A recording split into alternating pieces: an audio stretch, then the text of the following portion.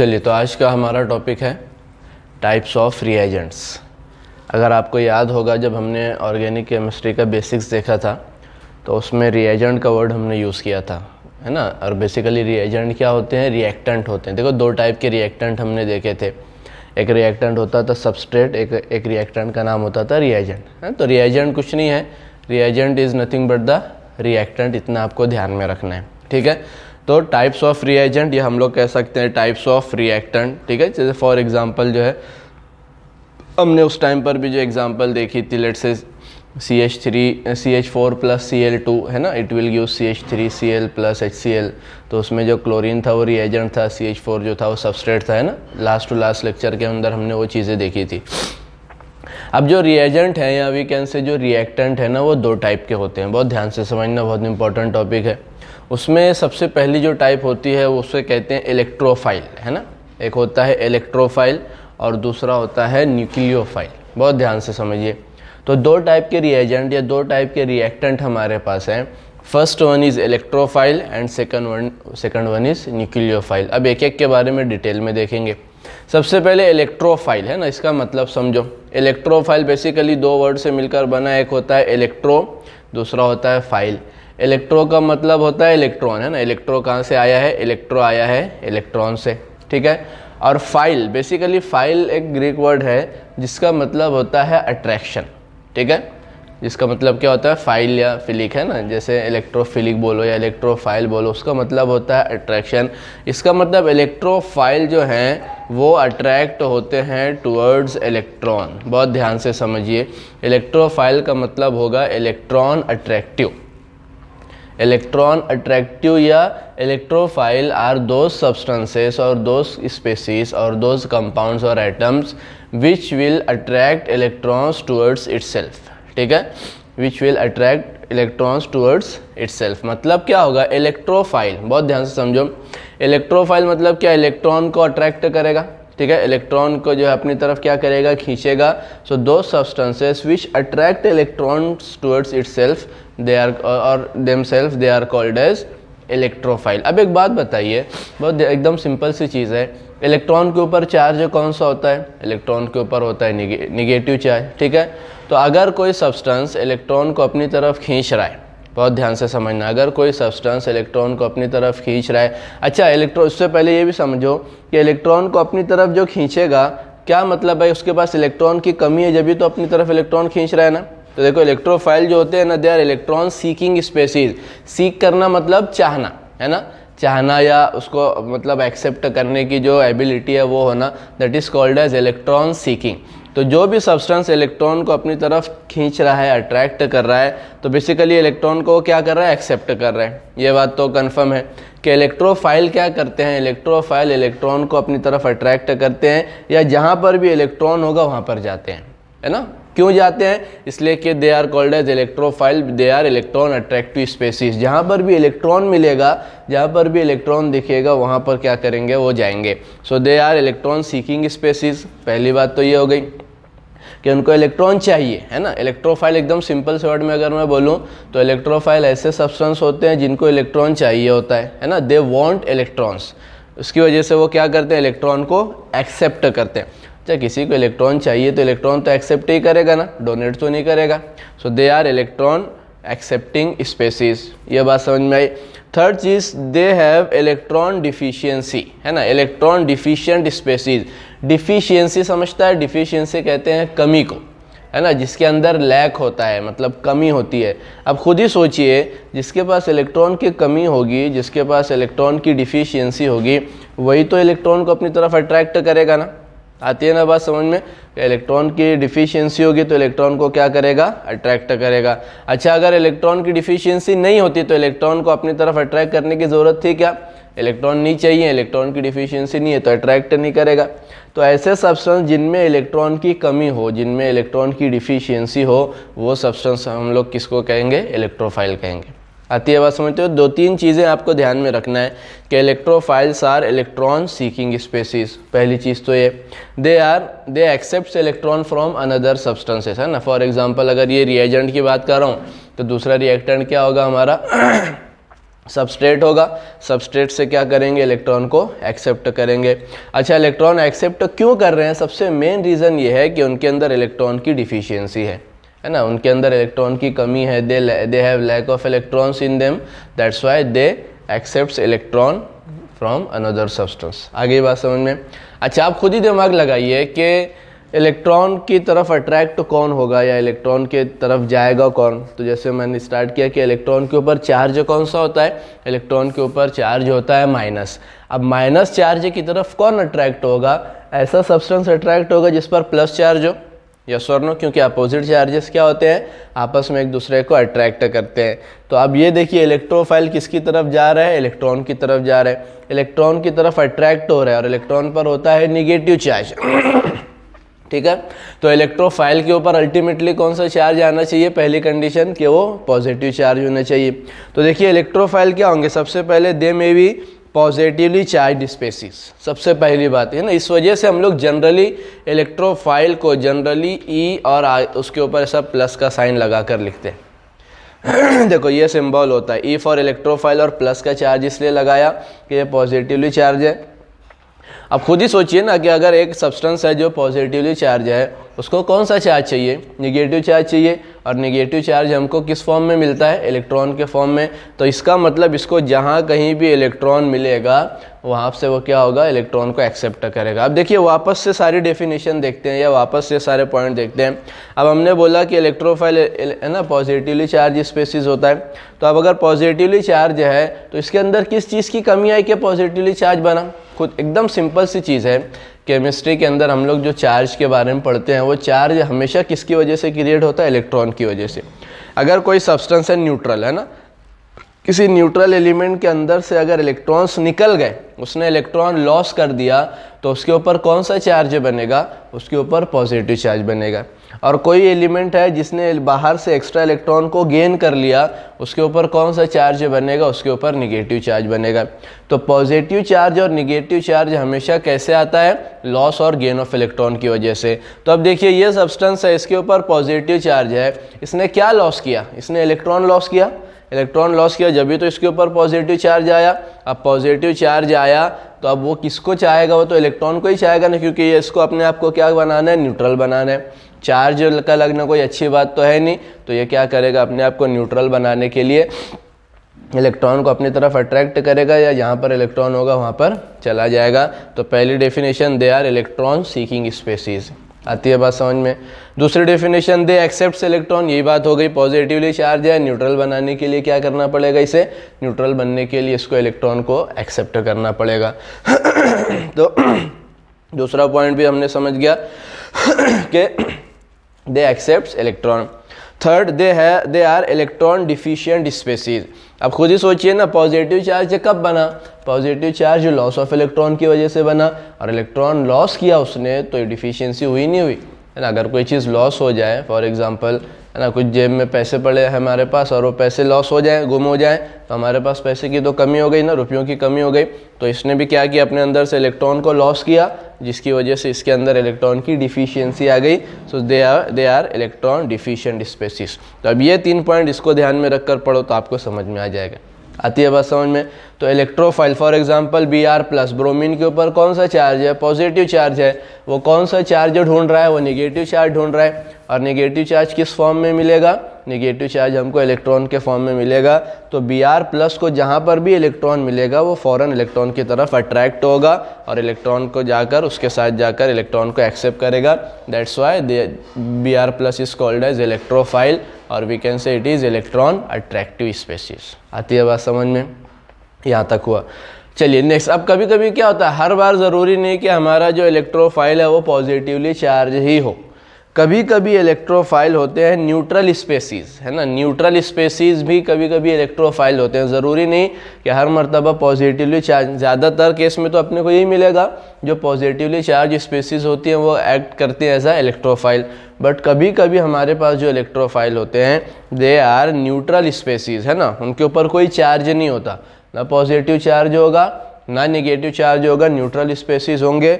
But उसकी condition है, कैसे neutral species, having less than 8 electrons. मतलब क्या कि ऐसी स्पेसीज होंगे जिनमें किसी एटम के ऊपर, किसी एक एटम के ऊपर लेस देन 8 इलेक्ट्रॉन्स होंगे। अब लेस देन 8 इलेक्ट्रॉन मतलब क्या, इसका मतलब यह है कि उनका ऑक्टेट कंप्लीट नहीं होगा।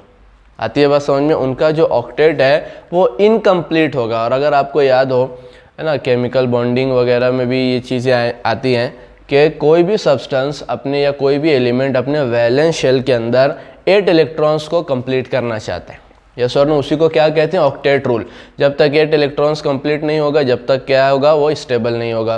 तो ये जो इलेक्ट्रोफाइल हैं कैसे होते हैं, न्यूट्रल स्पेसीज होते हैं, हैविंग लेस देन 8 इलेक्ट्रॉन्स। उनके पास, जो किसी एक एटम के पास अपने वैलेंस शेल के अंदर 8 इलेक्ट्रॉन्स कंप्लीट नहीं होते, इस वजह से भी वो क्या चाहते हैं, इलेक्ट्रॉन्स को चाहते हैं। एग्जाम्पल से आपको समझ में आएगा। For example AlCl3, aluminium trichloride. बहुत ध्यान से समझना, इसका मैं स्ट्रक्चर बनाता हूँ। इसमें जो सेंट्रल एटम है वो एल्यूमिनियम। तो सबसे पहले हम लोग बात करते हैं एल्यूमिनियम। उसका एटॉमिक नंबर जो है एल्यूमिनियम का वो है 13। ओके, एल्यूमिनियम का जो एटॉमिक नंबर है 13। अगर मैं कॉन्फ़िगरेशन लिखूँ तो ये बनेगी 1s2, 2s2, 2p6, 3s2 and 3p1। ये बन गई उसकी कॉन्फ़िगरेशन। देखिए 1s2, 2s2, 2p6 10 हो गए, 3s2 में और 2 और 3p में 1, टोटल हो गया 13। अब इसमें अगर हम लोग जो है वैलेंस शेल की बात करें तो वैलेंस शेल जो एल्यूमिनियम का है वो है थर्ड शेल। ठीक है, एल्यूमिनियम का जो वैलेंस शेल है वो थर्ड शेल है। अच्छा, कितने इलेक्ट्रॉन्स हैं टोटल? इसके अंदर 2, p के अंदर 1, टोटल 3 इलेक्ट्रॉन्स हैं। अब देखिए ज़रा, मैं एल्यूमिनियम का अगर मैं स्ट्रक्चर बनाऊँ, सिर्फ वैलेंस शेल का बनाता हूँ। ये एल्यूमिनियम है, उसके वैलेंस शेल में हमारे पास हैं 3 इलेक्ट्रॉन्स। ठीक है। अच्छा, यहाँ पर एल्यूमिनियम कितने क्लोरीन के साथ अटैच है? 3 क्लोरीन।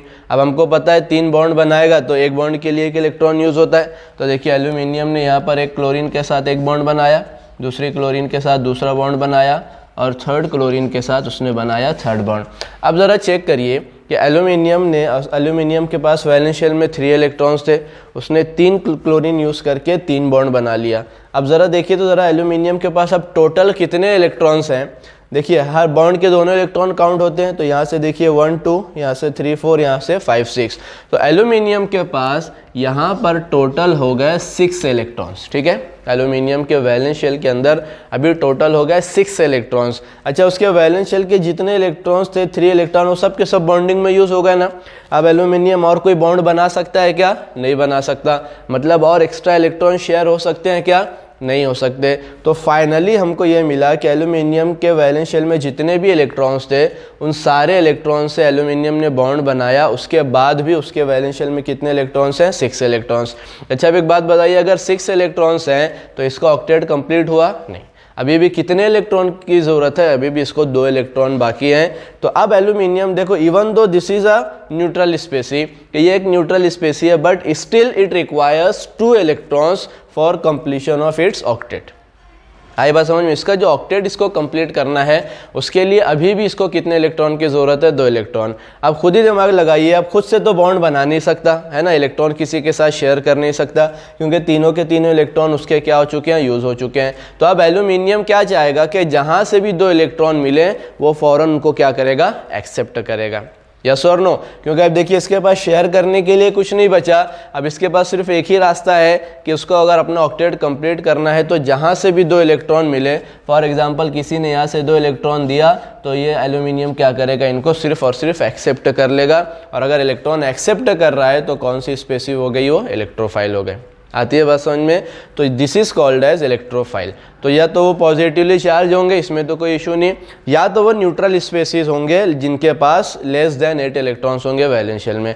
अच्छा, एक पॉइंट और, इसमें AlCl3 ये जो कंपाउंड है इसमें क्लोरीन जो जितने भी हैं, देखिए क्लोरीन हर हैलोजन के वैलेंस शेल में 7 इलेक्ट्रॉन्स होते हैं, हमको पता है। तो इसके पास 7 थे, इधर एक बॉन्ड बनाया 8 हो गए।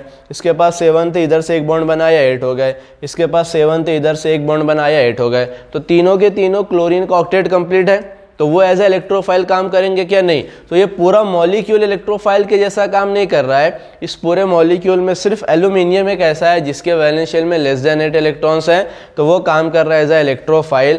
तो ऐसा जो पॉलीएटॉमिक कंपाउंड हो जिसमें जो एलिमेंट एज ए इलेक्ट्रोफाइल के तौर पर काम करे उसको बोला जाता है इलेक्ट्रोफिलिक सेंटर। ठीक है, उसको क्या बोला जाता है?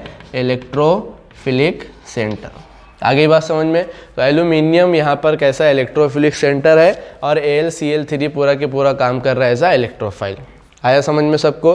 तो ये बिल्कुल सिंपल है, इसे कहते हैं इलेक्ट्रोफाइल। अब इसी को सामने रखकर कंपेरेटिवली हम लोग स्टडी करेंगे न्यूक्लियोफाइल की, है ना। बहुत सिंपल है, अगर आपको ये समझ में आ गया तो ये 2-4 पॉइंट भी आपको इजीली समझ में आएंगे। अब देखिए न्यूक्लियोफाइल भी 2 वर्ड से मिलकर बना है। न्यूक्लियो बना है न्यूक्लियस से और फाइल बना है अट्रैक्शन से।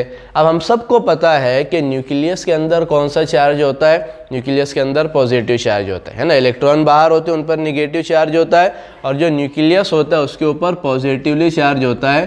तो न्यूक्लियो मतलब न्यूक्लियस और न्यूक्लियस मतलब कौन सा चार्ज, पॉजिटिव चार्ज, और फाइल मतलब अट्रैक्शन या अट्रैक्टिव। तो अब इसका मतलब ये समझिए कि अब न्यूक्लियोफाइल किसे कहेंगे, न्यूक्लियोफाइल ऐसे कंपाउंड्स होंगे जो पॉजिटिवली चार्ज की तरफ अट्रैक्ट होंगे। बिल्कुल सिंपल, जैसे इलेक्ट्रोफाइल इलेक्ट्रॉन की तरफ अट्रैक्ट होते थे और इलेक्ट्रॉन पर कौन सा चार्ज होता है, इलेक्ट्रॉन के ऊपर होता है निगेटिव चार्ज। तो अगर इलेक्ट्रोफाइल निगेटिव चार्ज की तरफ अट्रैक्ट हो रहे हैं तो न्यूक्लियोफाइल किसकी तरफ अट्रैक्ट होंगे, पॉजिटिवली चार्ज की तरफ अट्रैक्ट होंगे।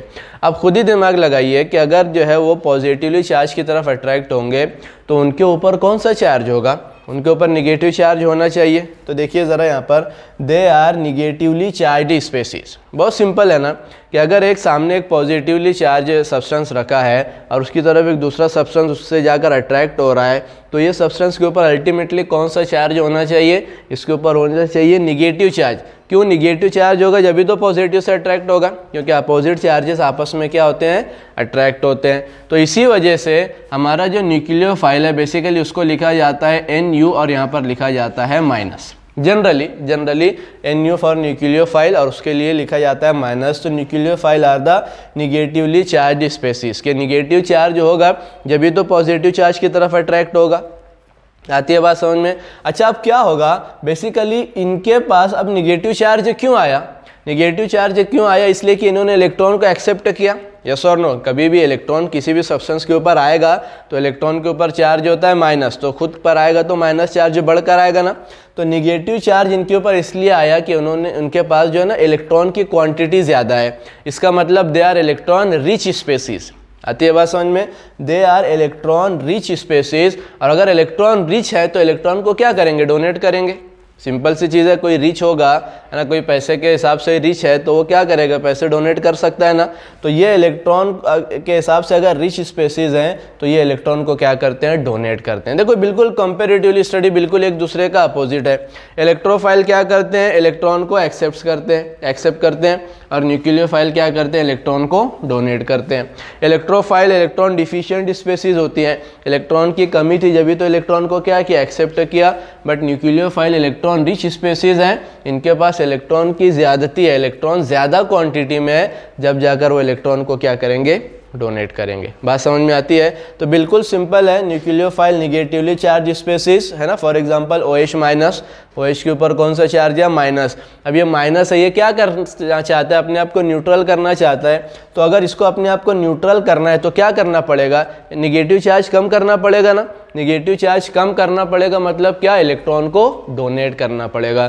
सो that's why they donate electrons और we can say they are electron rich species. आगे बात समझ में। अब एक लास्ट पॉइंट कि दे आर न्यूट्रल स्पेसीज। हमेशा हर बार न्यूक्लियोफाइल निगेटिव स्पेसीज नहीं होती, या कभी कभी ये कैसे होते हैं, न्यूट्रल होते हैं, जैसे हमने इलेक्ट्रोफाइल में भी देखा ना। इसी तरह न्यूक्लियोफाइल में भी they are neutral species, but उसमें कंडीशन क्या है, having lone pair of electrons. ऐसी न्यूट्रल स्पेसीज होंगी जिनके पास इलेक्ट्रॉन की लोन पेयर होगी। For example NH3। चलो वापस से इसको समझो, नाइट्रोजन है ना, एटॉमिक नंबर नाइट्रोजन का कितना है, 7। अगर मैं इसकी कॉन्फ़िगरेशन लिखूं क्या होगी, 1s2 2s2 2p3। देखिए ये हो गया।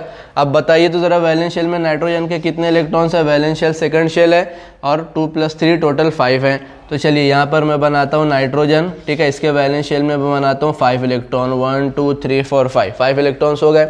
अब बताइए ज़रा नाइट्रोजन को अपना ऑक्टेट कंप्लीट करने के लिए कितने इलेक्ट्रॉन्स चाहिए, 3। तो वो क्या करेगा, 3 हाइड्रोजन के साथ मिलकर बॉन्ड बनाएगा, एक हाइड्रोजन यहाँ, एक हाइड्रोजन यहाँ और एक हाइड्रोजन यहाँ। अब ज़रा चेक करो नाइट्रोजन के पास टोटल कितने इलेक्ट्रॉन हो गए, 2 4 6 एंड 8, ऑक्टेट कंप्लीट हो गया।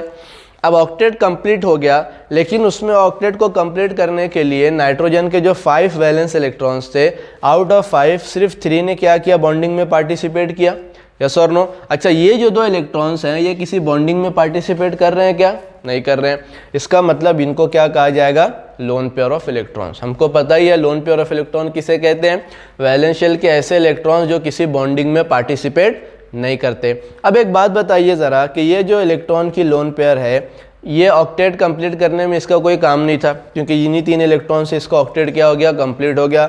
और ये इलेक्ट्रॉन फिलहाल अभी कैसे हैं, खाली पड़े हुए हैं, इनके पास अभी कोई काम नहीं है ना, that's why they are called as lone pair. अच्छा, अगर कोई सब्सटेंस ऐसा आया, फॉर एग्जांपल, बहुत ध्यान से समझना, यहाँ पर मैं लिख रहा हूँ AlCl3, फिर से लिख रहा हूँ, देखो डायरेक्ट समझाता हूँ मैं। यहाँ पर ये हो गया मेरा AlCl3, बहुत ध्यान से समझना। अब ये एल्यूमिनियम के पास वैलेंस शेल में कितने इलेक्ट्रॉन्स हैं, 6 इलेक्ट्रॉन्स हैं।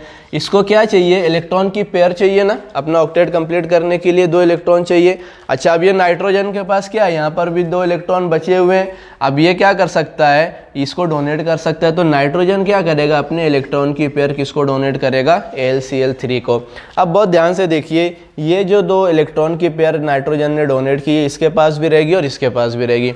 इसका मतलब एल्यूमिनियम ने नाइट्रोजन से 2 इलेक्ट्रॉन गेन कर लिए और नाइट्रोजन ने एल्यूमिनियम को 2 इलेक्ट्रॉन डोनेट कर दिए। इसके ऑक्टेट पे कोई फर्क नहीं पड़ा और इसका ऑक्टेट क्या हो गया, कंप्लीट हो गया। तो देखिए यहाँ पर नाइट्रोजन ने क्या किया, अपनी लोन पेयर को डोनेट किया। लोन पेयर बेसिकली इलेक्ट्रॉन की पेयर होती है और इलेक्ट्रॉन डोनेट करने वाले को क्या कहा जाता है, न्यूक्लियोफाइल। अच्छा, इसमें NH3 के अंदर हर कोई इलेक्ट्रॉन की पेयर डोनेट कर सकता है क्या? नहीं, हाइड्रोजन नहीं कर सकते, सिर्फ नाइट्रोजन कर सकता है, इसलिए नाइट्रोजन को बोला जाता है न्यूक्लियोफिलिक सेंटर। तो पॉलीएटॉमिक मॉलिक्यूल इसके अंदर ऐसा एलिमेंट जो अपनी इलेक्ट्रॉन की पेयर डोनेट कर सके, उसको क्या बोला जाता है, न्यूक्लियोफिलिक सेंटर।